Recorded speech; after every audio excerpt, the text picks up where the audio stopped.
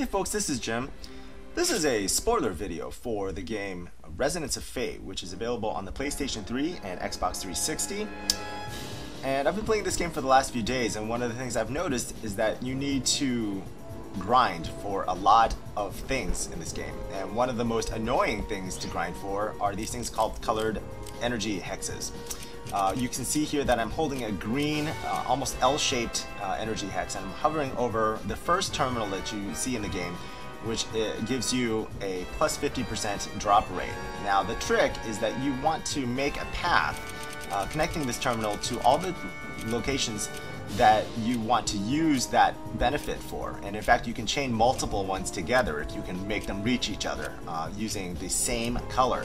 So you can see me kind of hovering over these 8 squares, well, hexagons, on the far side of the map. And these closed roads on the far end of the map are interesting because here in Chapter 5 where I'm at, those tiles contain an enemy called a Shady Thug. And the Shady Thug's drops every once in a while. It's kind of a rare drop. Those green hexagons, which you saw me holding earlier, and that's how I made that green path over there in the first place. So you can see me here kind of cycling through my equipment. I'm showing you what I've done, which is, it's very simple. All you want to do is in your first position at the top, you want a submachine gun user, and then you want either a pistol user and or grenade user in the second and third slots. It doesn't really matter who you have in the third slot, or which characters you use. You're going to need level all 3 of them.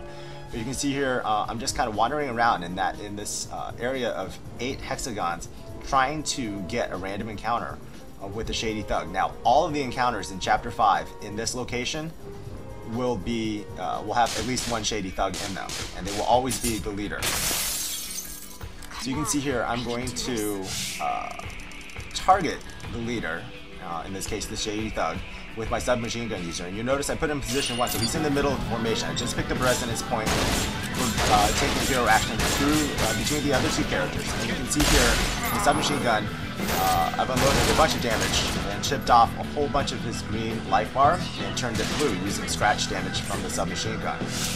Next, I'm going to take another character and pick up another resonance point by moving between the other 2 characters. And here, I'm going to use the direct damage from this pistol to convert that blue scratch damage into permanent damage. So you see that whole blue section disappeared, and then here I'm just going to tap on a little bit more damage. The last thing I'm going to do to finish this fight is to do a try attack, starting with my submachine gun user, who's going to attack on just a little bit more scratch damage, and then I'm going to finish the try attack with a pistol user. And you'll see at the end of this fight, I actually pick up a green hexagon.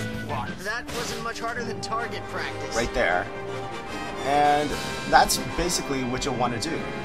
You'll want to find just enough green hexagons to connect all of the terminals in this area and get enough points so that you can power them all at the same time.